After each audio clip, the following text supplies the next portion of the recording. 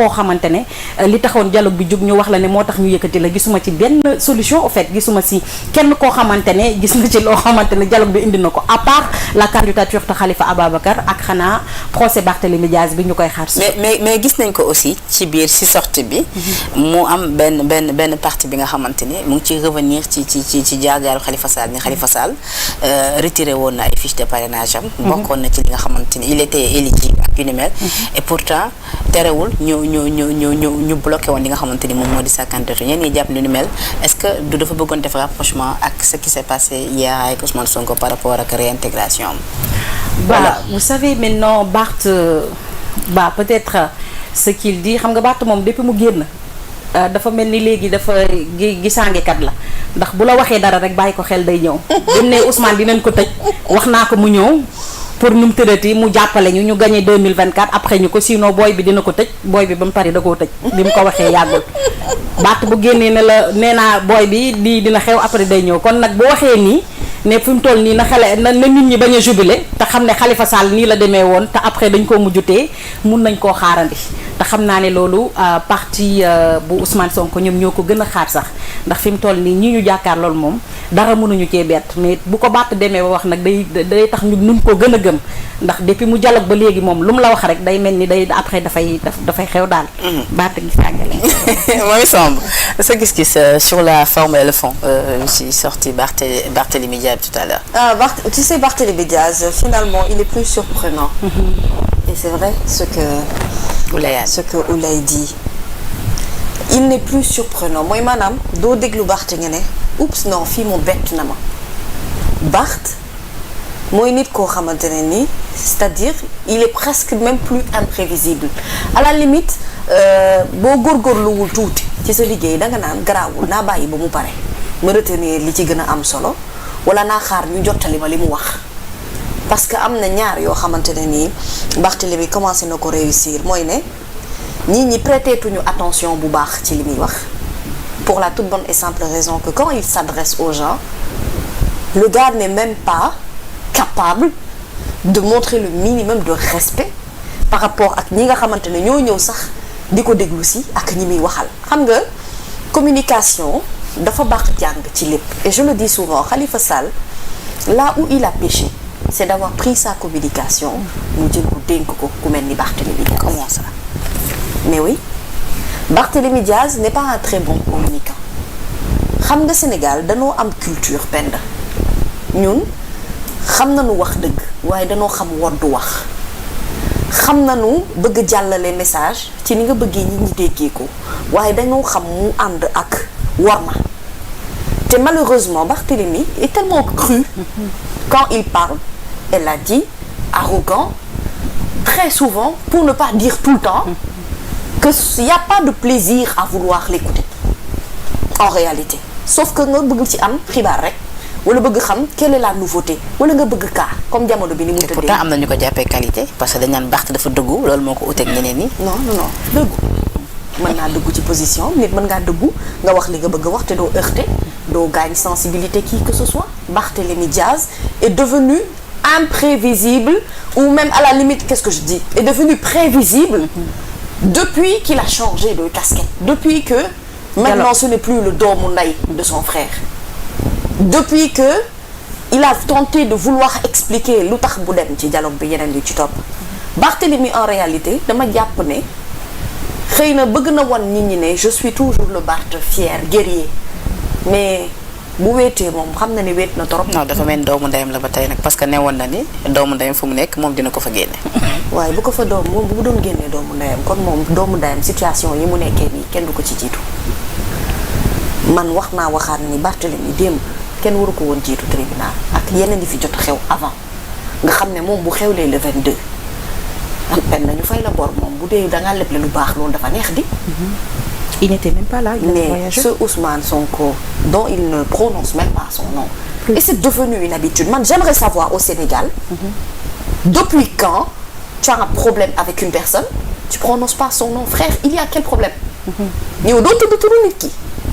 Doo tudd turu Ousmane Sonko loolu moom jiitu réew mi ko commencé président de la République Macky Sall doo tudd turam. Moom Barthélémy il fait la même chose. léegi aujourd'hui il ne parle même pas, il prononce même pas le nom de Ndiaga Diouf. Pourquoi? C'est une affaire boo xam ne moom bu nekkoon chef d'état sax du dañ ci histoire am moom ak équipage am. Il peut plus se détacher de cette affaire de Ndiaga Diouf qui dure depuis des années. Et que famille am ñoom it dañoo mérité ñu am lu leer par rapport ak mbir mi ni mel. bakken moo rot doomu aadama la moom moo ko def ak defu ko ci ñi ko doon soutenir tey kooku nekk Cap Manuel ci la bokkoon. kon da nga fàtte ne jotoon nañ ko fi jàpp gàtt ndax loolu yëpp ci histoire du Sénégal la bokk.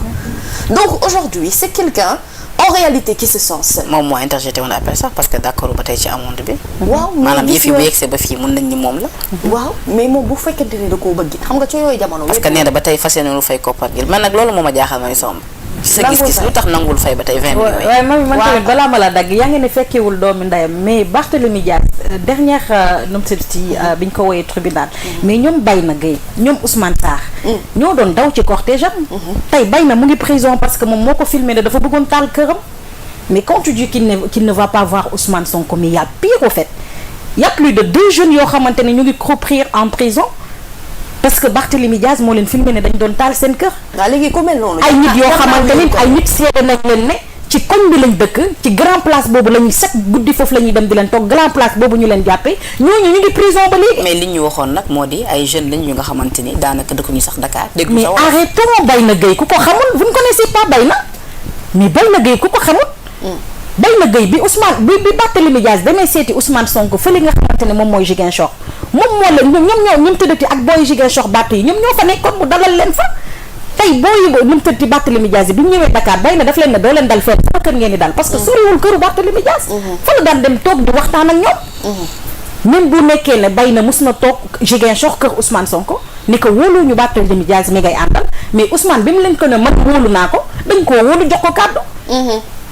biñ ko wooyee keroog dernière fois ba mu ànd ak Ousmane si otoom ñoom Bayna ñoo topp ci ginnaaw ak ñoom Ousmane Sarr di daw yi metti ba naan amuñu passe pour jël taxi nit ñi di leen yónnee wéef ci en direct pour ñu mën a jël taxi nu mu tuddati topp cortège bi tey ñoom ñoo nekk prison alors quand tu me dis qu'il ne va pas voir Ousmane Sonko mais il y a des jeunes qui croupissent en prison parce que moom lañ gëmoon procès bii lañ gëmoon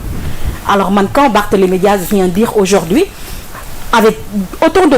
mépris à la famille de Ndiaga que ne du leen fay dara man jàpp naa mu ne ma du ma leen fay dara parce que mu am na droit wax ko mais bu mu ko wax parce que dafa am décès dafa am mbokk yoo xam ne ñu ngi jooy seen doom ba léegi moo ko defu ko je pense que am na ton boo xamante ne waru koo wax ak nu mu tudd ci presse bi parce que nu mu tudd famille ñooñu ñu ngi toog di ko seetaan et man li ma gën a metti ci histoire bi c'est ces jeunes là qui croupissent en prison ndax moom te pourtant ñooñu topp nañ ci maa ngay jéggalu ci dagg bi nga ma dagg nii baax na ñambaas gi yàqul sër fii nga dugg nii dafa gën a baax parce que da koy gën a conforté ci sama mais dafa yorum koppar yu mu ko fay wala ma ne moo gën a 20 millions kan moo ko ñàkk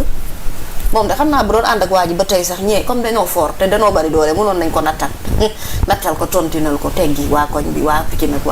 waa Sacré-Cœur def lu nu mën daal di ko yóbbul kon moom amul problème mu xaalis de non c'est-à-dire que l'homme Barth en fait est comme ça mais vous vous rendez compte c'est-à-dire c'est des petits détails yow li ngay wax nii ci maanaam ton bi muy utiliser ak yeneen yu ci topp xam nga à un moment donné au début de la conférence de presse je sais pas si vous avez remarqué il avait un problème de micro mais avec arrogance comment il dit sur micro il faut qu'on le règle c'est l'attitude c'est du Barth tout craché c'est Barthélémy Dias on n'a pas besoin ñun Sénégalais de nous identifier par rapport à des personnes comme ça en réalité boo gisee nit ñi bëgg soppeeku bu bari parce que l'arrogance a prouvé dans l'histoire de ce pays que finalement mënoo cee gagner dara tu perds plus que tu ne gagnes Barthélémy a beaucoup de problèmes son problème c'est pas seulement le problème de Ndiaga sauf que problème bu Ndiaga bi il faut ñu régler ko parce que famille Ndiaga Diouf il faut ñu tourner la page moom il faut qu'il tourne la page par rapport à cette affaire-là il était soutenu il n'était pas seul maintenant aujourd'hui situation politique bi mu duggal boppam dialogue boobu ngay wax ne dialogue bu boppam la ak li mu subir ci ay conséquences derrière. baal ma moom moo ne dialogue boppam la moo ko woote moom mi ko wax bokk. pour répéter tes propos. lui-même qui a assuré que le dialogue est son propre dialogue à lui. et effectivement il a dit lors d'une rencontre que tout le monde a entendu. moo waxoon aussi que ni déggoon na ci ak doomu. moo waxoon tamit ne déggoon na ci ak doomu ndeyam. waaw loolu yëpp toujours c'est du Barth. c'est quelqu'un qui va assumer ay conséquences su actes yi mu posé. conséquences yooyu moo koy jural buy dem le 22 man gëm naa ne dina ci wéet Jean-Paul Dias moo koy gunge. yaa ngi dégg mais moom nee na gëm naa ne du bëri ñoom penda kii du bëri ñu koy gunge. mais nee na demul te gars yi yoru ñu dem. moo yëy non bu demee xam nga. ndax bu doon demit bu doon cortège gu bari la du weesu ñetti oto maa la wax. non mais tamit on parle de Barthélémy Diaz quand même. Barthélémy Diaz a trop perdu en termes de baromètre de popularité. Et je te dis am na ñoo xam ne dafa dépasser histoire politique. am na ñoo xamante ne dañoo identifié wu ci Barthélémy li muy jaay. ak Barthélémy li muy wane. ba finalement da ngay dem ba question de confiance non seulement de rupture dafay am. parce que bu dee ay niti boppam la mën a abandonné. ki ngay woowee doomu day col crazy boo xëyee bàyyi ko warul bett kenn. mais sauf que ki nga xëy bàyyi.